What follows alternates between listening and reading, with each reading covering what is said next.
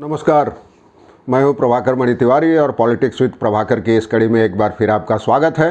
और हाँ, आगे बढ़ने से पहले मैं एक बार आपसे फिर अनुरोध करूंगा कि अगर आपने अब तक इस चैनल को सब्सक्राइब नहीं किया है तो कृपया सब्सक्राइब करें और घंटी का निशान भी दबा दें। इसके अलावा अगर आपको मेरे वीडियोज़ पसंद आते हैं तो अपने मित्रों और परिजनों के साथ शेयर करें और टिप्पणी करके उत्साह बढ़ाना न भूलें।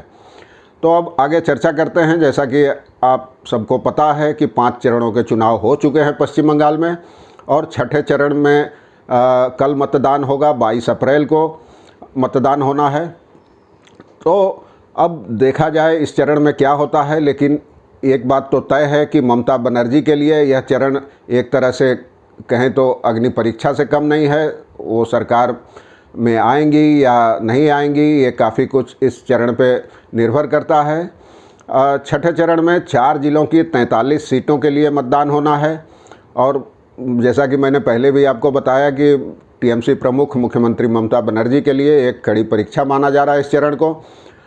इस दौरान उनके सामने एक और तो अल्पसंख्यक वोट बैंक बचाने की चुनौती है, तो दूसरी तरफ यह सुनिश्चित करने की चुनौती है कि बीजेपी कहीं मतुआ वोट बैंक में बड़ी सेंध न लगा दे। और साथ ही उनके सामने धार्मिक आधार पर खासकर हिंदू वोटों का ध्रुवीकरण रोकने की भी चुनौती है। इस दौरान जिन 4 जिलों में मतदान होना है उनमें उत्तर दिनाजपुर की 9 सीटों में ज़्यादातर पर अल्पसंख्यक ही निर्णायक हैं। लेकिन भाजपा ने भी हाल में उस इलाके में बड़े पैमाने पर चुनाव अभियान चलाया है। पार्टी के तमाम नेता, प्रधानमंत्री नरेंद्र मोदी से लेकर गृह मंत्री अमित शाह तक, जेपी नड्डा बीजेपी अध्यक्ष, तमाम नेता और अभिनेता मिथुन चक्रवर्ती इलाके में रैलियां और रोड शो कर चुके हैं।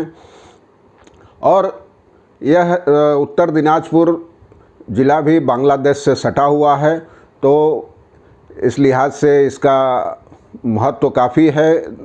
और दरअसल इस चरण में पूर्व बर्दवान के अलावा बाकी जिन 3 जिलों में मतदान होना है उन तीनों की सीमाएं बांग्लादेश से सटी हैं। इस दौरान उत्तर बंगाल की 17, उत्तर 24 परगना की 17 सीटों और नदिया जिले की 9 सीटों पर अल्पसंख्यक के अलावा मतुआ समुदाय का भी असर है। मतुआ समुदाय आप जानते हैं पहले लेफ्ट के साथ था, उसके बाद 2011 में और तृणमूल कांग्रेस के साथ आया।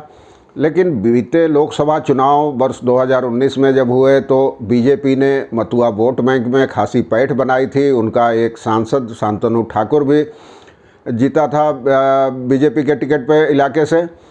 और इस तबके को लुभाने की कवायद के तहत ही आप जानते हैं पिछले महीने प्रधानमंत्री नरेंद्र मोदी जब बांग्लादेश के दौरे पर गए थे, बांग्लादेश की स्थापना की स्वर्ण जयंती के मौके पर आयोजित समारोह के लिए, तो उन्होंने मतुआ धर्मगुरु हरिचंद्र ठाकुर के इलाके में भी गए, उनके मंदिर में भी पूजा किया, दर्शन किया, जन्म स्थान था वो उनका। वहाँ से लौटने के बाद उन्होंने जो मतुआ का केंद्र माना जाता है उत्तर 24 परगना में ठाकुर नगर, वहाँ भी उन्होंने रैली की। अमित शाह भी वहाँ रैली कर चुके हैं और तमाम बाकी नेता भी वहाँ रोड शो और रैलियाँ कर चुके हैं। केंद्रीय गृह मंत्री अमित शाह तो वादा कर चुके हैं कि यहाँ बीजेपी के सत्ता में आते ही मंत्रिमंडल की पहली बैठक में नागरिकता कानून पारित कर मतुआ लोगों को नागरिकता दे दी जाएगी। हालांकि लोकसभा चुनाव के समय में भी बीजेपी ने यही वादा किया था, लेकिन अब तक सीए लागू नहीं हो सका। इससे मतुआ समुदाय के एक तबके में नाराज़गी है। और दूसरी ओर ममता बनर्जी का दावा है कि मतुआ समुदाय की बड़ो माँ जो थी, सर्वोच्च उनकी धर्मगुरु के पद पे थी, उन्होंने पत्र लिखा था ममता को और उन्होंने इस समुदाय के हितों की रक्षा की जिम्मेवारी ममता बनर्जी को सौंपी थी। तो ये तमाम चीज़ें हो रही है। और उत्तर 24 परगना के अलावा नदिया ज़िले में भी तृणमूल कांग्रेस और बीजेपी के बीच कांटे की टक्कर नज़र आ रही है। 8 सीटों में से 4 पर कम से कम बीजेपी मजबूत स्थिति में नज़र आती है। इसी तरह पूर्व बर्दवान और उत्तर दिनाजपुर में तृणमूल कांग्रेस मजबूत नज़र आती है। बीजेपी ने इन सीमावर्ती इलाकों में खासकर बांग्लादेश से होने वाली घुसपैठ और भारत से पशुओं की तस्करी को अपना प्रमुख मुद्दा बनाया था। और राजनीतिक पर्यवेक्षक भी मानते हैं कि दोनों दलों के लिए ये दौर काफ़ी अहम है। 43 सीटें हैं। और एक पर्यवेक्षक हैं विश्वनाथ चक्रवर्ती, प्रोफेसर हैं, उनका कहना है कि चुनाव अभियान के आखिरी चरण में पहुंचने के साथ ही दोनों दलों के बीच टकराव और निजी हमले तेज हो रहे हैं। और तमाम नेताओं ने अपनी रैलियों और रोड शो में कटौती की है।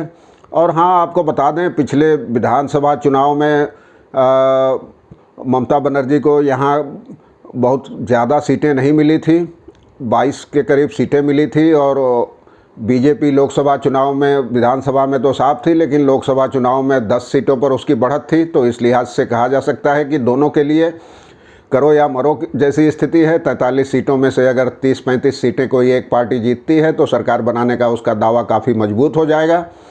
और कल प्रधानमंत्री नरेंद्र मोदी की भी रैलियां होनी है, मतदान होगा एक तरफ और दूसरे इलाकों में उनकी रैलियां होनी हैं।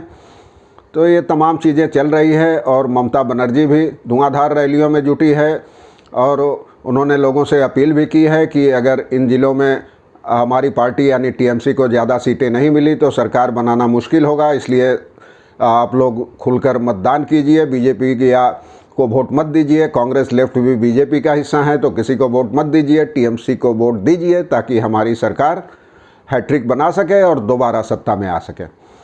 तो ये दिलचस्प चरण है ये भी, तो देखा जाए क्या होता है। इस बीच कोरोना संक्रमण भी लगातार बढ़ रहा है। ममता बनर्जी की पार्टी बार बार मांग करती रही है कि 7वें 8वें चरण का चुनाव भी एक ही साथ करा लिया जाए। कोरोना वैक्सीन के लिए भी उन्होंने प्रधानमंत्री को 2-2 पत्र लिखे हैं कि पर्याप्त मात्रा में ऑक्सीजन, इंजेक्शन और दवाओं की सप्लाई की जाए, वैक्सीन की सप्लाई की जाए। तो ये उहापोह चल रहा है और यहाँ फ़िलहाल कोरोना ही हावी होता दिख रहा है। हाई कोर्ट भी हस्तक्षेप कर रहा है, लेकिन ज़मीनी इसका कोई असर नज़र नहीं आ रहा है।